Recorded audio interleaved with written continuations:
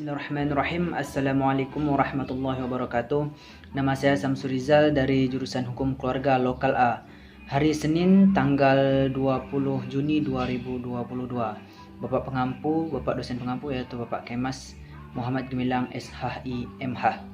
Baik, di sini saya akan memenuhi tugas UAS yang Bapak berikan. Langsung saja saya mulai dari pertanyaan pertama, yaitu jelaskan sistem kekerabatan, perkawinan, kewarisan, dan penyelesaian permasalahan dari masyarakat hukum adat Minang, Melayu, Jawa, dan Batak. Langsung saya jawab. Pertama yaitu untuk sistem kekerabatan. Dalam adat Minang, kalau untuk sistem kekerabatan ini mereka memakai yang namanya sistem kekerabatan matrilineal. Artinya mereka itu ikut garis keturunan ibu kalau di Minang. Kalau untuk di Batak mereka memakai yang namanya sistem kekerabatan patrilineal, karena mereka tuh ikut ayah.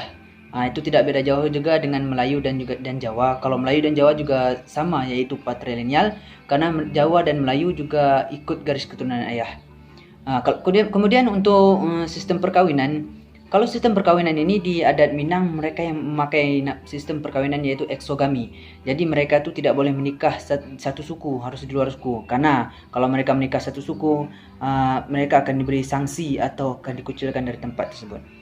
Itu sama juga dengan daerah Batak. Batak juga memakai yang namanya eksogami. Kalau mereka juga tidak boleh menikah satu suku, karena bagi mereka satu suku itu ialah satu darah atau ibarat saudara kandung lah bagi mereka, itu satu darah. Dan kalau seandainya mereka menikah, mereka akan dikucilkan atau diasingkan dari tempat tersebut. Kalau berbeda halnya dengan Melayu dan Jawa. Kalau Melayu dan Jawa mereka memakai namanya euterogami. Artinya tidak ada permasalahan untuk menikah satu suku. Tidak dibatasi. Untuk satu suku tidak boleh menikah, bagi mereka tidak. Dalam Melayu dan Jawa tidak ada pantang untuk itu, tidak ada larangan. Selanjutnya untuk kewarisan. Kalau untuk sistem kewarisan ini di adat Minang tuh mereka tuh yang lebih banyak dapat itu perempuan, karena bagi mereka tuh memakai yang namanya pusaka tanah rendah namanya. Jadi yang paling banyak dapat harta waris itu ialah dari pihak perempuan. Berbeda dengan Batak, Melayu dan Jawa. Kalau Batak, Melayu dan Jawa mereka yang banyak itu adalah pihak laki-laki. Kenapa banyak laki-laki? Karena contohnya dalam Melayu sajalah. Kalau kenapa banyak laki-laki itu karena mereka itu memakai yang namanya sistem hukum Islam. Jadi kalau hukum Islam itu dalam pembagian harta waris mereka memakai yang namanya hukum mawaris. Jadi kalau dalam hukum mawaris kan yang lebih agak banyak itu adalah laki-laki dari perempuan. Kalau Minang tadi lebih banyak perempuan daripada laki-laki. Baik, kalau selanjutnya untuk cara penyelesaian masalah, antara keempat ini mungkin cara penyelesaian masalah tidak jauh berbeda. Kalau di Minang cara penyelesaian masalah dengan musyawarah adat bersama kerabatan adat mereka dan juga nenek mamak mereka. Kalau untuk Batak, mereka tuh ada yang namanya tuh bermusyawarah juga dan dibawa di namanya Dalih Nato namanya tempatnya. Dibawa ke Dalih Nato bersama ketua adat mereka dan yang bersangkutan nanti dibawa ke situ. Kalau untuk Jawa mereka tuh cukup musyawarah dan mufakat juga bersama ketua adat mereka. Jadi musyawarah mufakat. Sedangkan kalau untuk Melayu mereka untuk menyelesaikan masalah juga dengan musyawarah mufakat dengan pemangku adat. Kalau daerah kami Melayu namanya pemangku adat. Jadi atau lembaga adat Melayu. Jadi kalau ada permasalahan akan diselesaikan di situ. Awal-awal diselesaikan dengan musyawarah juga. Baik, selanjut ke pertanyaan yang kedua. Pertanyaan kedua ini yaitu jelaskan tahap-tahap yang harus dilalui dalam pelaksanaan perkawinan di masyarakat adat Melayu, Minang, Jawa, dan juga Batak. Baik, saya jawab. Kalau untuk tahapan-tahapan pernikahan sesuai adat yang berlaku, yaitu pertama dari adat Minang. Mereka kalau awal mula sebelum pernikahan mereka ada yang melakukan yang namanya mendesik, atau si perempuan tadi pergi ke tempat laki-laki untuk tengok setuju atau tidaknya, kan melihat si calon pengantinnya tadi akan pergi dari pihak perempuan ke pihak laki-laki, namanya merisik. Setelah itu barulah setelah setuju, setelah sesuai dengan keinginan atau sudah sepakat, maka mereka akan lanjutkan dengan yang namanya minang, atau kemudian meminang dan timbang tando namanya, atau tukar tando lah gitu kan. Jadi sesuai maka akan mereka pinang. Setelah itu yang selanjutnya baru namanya mahantar sirah. Kalau dalam bahasa Minang namanya mahantar sirah. Jadi kayak mohon doa restulah kepada nenek mamak mereka atau orang tertua, baik dari ayah atau ibu itu kan. Mereka minta doa restulah, minta sebagai penghormatan dari kepada sesepuh mereka gitu kan. Setelah dilakukan itu tadi, barulah mereka pergi ke keluarga belah perempuan sudah setuju, keluarga belah laki-laki sudah setuju, mereka langsung namanya ini apa nama tuh, uh, apa nama tuh, langsung ke apa nah, ke Marapului namanya kalau nggak salah, Marapulai. Jadi di Marapulai ini acara bagi adat Minang, yaitu calon pengantin laki-laki dan dibawa ke tempat perempuan. Jadi kalau tidak di acara ini, pihak pengantin yang laki-laki tadi akan dibawa ke tempat perempuan. Kemudian di situ sudah dibawa sampai di tempat perempuan tadi, akan adakan acara namanya penyambutan anak daro namalah. Jadi acara paling meriah itu inilah tadi, pada saat laki-laki dibawa ke tempat perempuan tadi untuk acara selanjutnya lagi kan, dibawa ke tempat perempuan, si perempuan. Inilah acara paling meriah dibuat untuk acara penyambutannya. Setelah disambut, maka langsung di besoknya gitu diadakan akad nikah. Setelah akad mereka tuh akan bersanding. Setelah akad dia kan bersanding, seperti halnya orang biasa gitu kan, bersanding di tempat pelaminan. Udah itu baru mereka yang pakai namanya itu kayak apa, setelah akad tadi selesai, mulang tando. Jadi tando yang dikasih tadi dipulang lagi kayak. Setelah dipulang tando tadi, barulah mereka adakan acara yang terakhir atau kegiatan terakhir mereka, yaitu si laki-laki tadi itu kayak mana ya? Yaitu setiap minggu, satu minggu setelah mereka tadi selesai menikah, maka mereka itu akan datang dari pengantin laki-laki dan perempuan tadi akan datang ke, sambil membawa kue atau makanan gitu kan, datang ke tempat nenek mama mereka, itu orang tua yang masih ada gitu kan, untuk sebagai penghormatan dan kalau bagi mereka itu sebagai tanda memuliakan orang tua. Jadi setelah ini adalah kegiatan setelah menikah. Selanjutnya saya beralih ke adat Batak. Di adat Batak ini untuk tahap-tahap pernikahannya itu dari mulai yang pertama juga mengarit namanya, yaitu pemilihan gadis. Ini tidak jauh berbeda dengan merisik meninjau, namun namanya aja yang berbeda, yaitu mengarit kalau dalam bahasa orang Batak. Setelah mereka mengarit tadi, mohon tanda namanya kan, atau mengantarkan tanda juga. Setelah mengantar tanda, mereka juga ada namanya melamar. Jadi kan setelah itu dari setuju tadi kan, sudah dapat gadisnya siapa yang akan menikah, makanya akan antarkan tanda juga, baru dilamar. Dah melamar tadi malu namanya sinamut kalau tidak salah, marharto sinamut.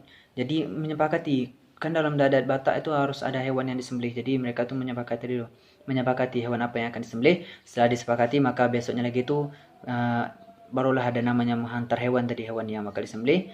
Dah itu barulah ada yang namanya martongo raja namanya. Dalam martongo raja ini nanti untuk menentukan kapan hari H atau hari pelaksanaan pernikahan tersebut. Setelah dapat hari A, makanya hari H-nya sudah ditentukan, baru mereka lakukan yang namanya akad. Akad tadi kemudian bersanding seperti biasa, lalu acaranya pun sampai acaranya selesai. Begitulah sedikit tentang tata cara atau apa aja tahapan-tahapan pelaksanaan pernikahan dari adat Batak. Selanjutnya saya lanjut ke adat Melayu. Dalam adat Melayu ini, kalau untuk tahapan-tahapan pernikahannya juga tidak jauh berbeda dengan Minang. Kalau untuk bagian awal ini hampir sama semua setiap adat. Namun kalau di adat Melayu ini namanya merisik juga dan meninjau namanya. Jadi pihak laki-laki datang ke tempat perempuan. Perbedaannya hanya itu. Kalau di Minang tadi yang datang itu pihak perempuan, sedangkan kalau di Melayu yang datang itu adalah pihak laki-laki ke perempuan. Kemudian setelah merisik meninjau tadi baru meminang. Jadi kan sudah setuju tadi kan, baru dipinang. Itu menghantar tanda juga, kayak beli cincin atau apa kan, sebagai tanda jadi. Setelah berapa hari kemudiannya baru dah hantar belanja dah ke pihak perempuan. Jika setelah hantar belanja tadi, barulah sepakati kapan hari H-nya gitu kan, sambil diantar belanja nanti tadi, barulah kalau sudah pas hari acaranya itu, baru datang yang untuk acara gantung-gantung gitu kan. Nanti orang akan ada gotong royong gitu, membantu merapikan, membuat tempat acara pernikahan tadi itu. Akan ada gotong royong lah antar warga gitu kan, saling tolong menolong kalau di adat Melayu. Kemudian setelah itu barulah si pengantin tadi adanya berandam nanti, yang baik pengantin laki-laki atau perempuan itu ada sedikit cukur kayak kumis atau merapikan rambut, atau sekaligus mandi tolak bala kalau di tempat kami namanya, untuk semoga terhindar dari malapetaka mara bahaya lah dalam si pengantin. Kalau setelah berandam tadi, baru mereka ada nama malam berinai. Setelah berinai, mereka nanti akan ada nama berjanji dan tepuk tawar namanya, seperti kayak doa restu dari orang tua tuh, tepuk tawar. Jadi besoknya tuh baru siangnya baru akad nanti. Kalau biasanya pagi juga pernah, setelah malamnya tadi ada tepuk tawar, paginya tuh mereka akad, siang tuh langsung buat namanya upacara perkawinan seperti biasa, bersanding juga kan sampai acara selesai. Itulah sedikit tentang adat Melayu. Selanjutnya ke adat Jawa. Baik, kalau untuk adat Jawa nih, mereka ada makai yang pertama itu yang namanya proses pasang taruh. Nah, kalau pasang taruh nanti ini dari pihak laki-laki ini atau perempuan ini, dari calon pengantin gitu, kayak sejenis kebiasaan orang tuh, supaya katanya tuh biar calon keturunan nanti tuh dalam keadaan sehat katanya gitu. Setelah ada yang acara itu tadi, mereka langsung sungkeman namanya. Kalau sungkeman ini tepatnya minta doa restu dari orang tua. Kalau mereka akan melangsungkan acara pernikahan, maksudnya tuh mereka sudah sepakat, setuju, maka mereka minta ke restu kepada kedua orang tua kan. Setelah itu baru setelah dapat restu, siram sambil barulah diadakan, kalau di situ namanya siram kepala kan. Kepala tuh disiram kayak pengantin sebagai beri berkat lah dari orang tua tadi kan, disiram, dibersihkan, kayak hampir mirip mandi kembang kalau di Melayu tuh. Kalau tidak jauh beda juga kan dengan Melayu, cuman mereka pakai siram itu tadi. Setelah siram tadi, maka ada yang kegiatan selanjutnya atau tata cara selanjutnya, mereka mengenal yang namanya midarani namanya. Kalau di moderani kalau tidak salah, di sini itu nanti ayah nanti akan sedikit bertanya kepada anak si perempuan yang calon menikah ini, bagaimana anak, apakah setuju, apakah siap, sambil beri nasihat gitu kan. Kalau sudah setuju, barulah mereka ada namanya seserahan. Seserahan itu nanti baru diberi kayak hampir mirip antara belanja gitu kan, dengan barang-barang yang seserahan yang akan diantar dari pihak laki-laki ke perempuan tadi. Setelah itu baru akan dilaksanakan acara ijab kabul. Nah, setelah ijab kabul ini nanti mereka ada yang namanya injak telur nanti. Setelah injak kabul ini injak telur, kalau orang Jawa tuh, menurut orang Jawa, biar sebagai tanda cinta lah, cinta si istri, jadi pakai injak telur. Setelah selesai injak telur tadi, maka si pengantin tadi akan ada namanya makan berdua gitu lah, atau kalau bahasa Jawanya dulangan. Jadi dulangan ini makan satu piring berdua, saling suap-suapan gitu, sebagai biar laki-laki dan perempuan itu rukun kata orang Jawa. Setelah diadakan suapan tadi, maka acara terakhir yaitu bubak bawa. Bubak kawah ini tepatnya tuh nanti akan dibawa sambil mengarak, bawa kawah atau bekas yang pas acara itu kan, bawa kawah. Nanti siapa yang dapat katanya dari orang luar gitu kan, maka itu bisa jadi berjodoh katanya. Kalau dalam biasanya kita lihat di pesta-pesta, biasanya itu karena lempar bunga kan, hampir mirip lempar bunga lah kalau di Jawa. Jadi itulah hak untuk tata cara upacara terakhir di adat khusus adat Jawa. Baik, saya lanjut ke pertanyaan yang ketiga. Yang ketiga yaitu cari artikel jurnal yang menjelaskan tentang keberfungsian lembaga adat. Di sini saya mengambil dua lembaga adat, yaitu adat Melayu dan juga Batak. Jurnal pertama yaitu yang berjudul Peran Lembaga Adat Melayu Riau dalam Penyelesaian Konflik Tanah Ulayat di Provinsi Riau. Tulisannya Mariati Bahtiar dari Fakultas Hukum Universitas Riau, Jalan Patimura nomor 9, Sail, Kota Pekanbaru, Riau. Ini volumenya volume yang ke-16. Jadi tujuan dari penelitian ini ialah tentang menunjukkan berapa kefungsian dari lembaga adat. Lembaga adat di Provinsi Riau sangatlah berfungsi. Lembaga adat Melayu Riau menyelesaikan konflik tanah ulayat di Provinsi Riau adalah dengan mengkoordinasikan lembaga adat Melayu yang ada di tingkat kabupaten atau kota, serta berperan aktif memproses konflik, ikut mendampingi masyarakat dan turun langsung ke lokasi. Jadi tidak hanya dibentuk lembaga, namun mereka turun langsung ke lokasi. Saya lanjut ke jurnal yang kedua, yaitu dari daerah Batak, yang berjudul Peran Lembaga Perbato dalam Melaksanakan Upacara Mangokal Holi pada Masyarakat Batak Toba di Keseluruhan Talang Mandi, Kecamatan Mandau, Kabupaten Bengkalis. Ini tulisannya oleh Sutri Marice Nanggolan. Ini yang tepat di jurusan Sosiologi, Fakultas Ilmu Sosial dan Ilmu Politik Kampus. Volume yang keempat. Jadi di sini menjelaskan bahwasannya lembaga adat itu sangat berfungsi, yaitu untuk yang paling penting ialah tentang melaksanakan upacara Mangokal Holi ini pada masyarakat Batak Toba.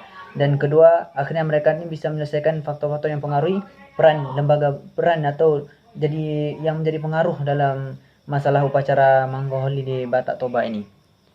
Sekian yang dapat saya sampaikan. Wassalamualaikum warahmatullahi wabarakatuh.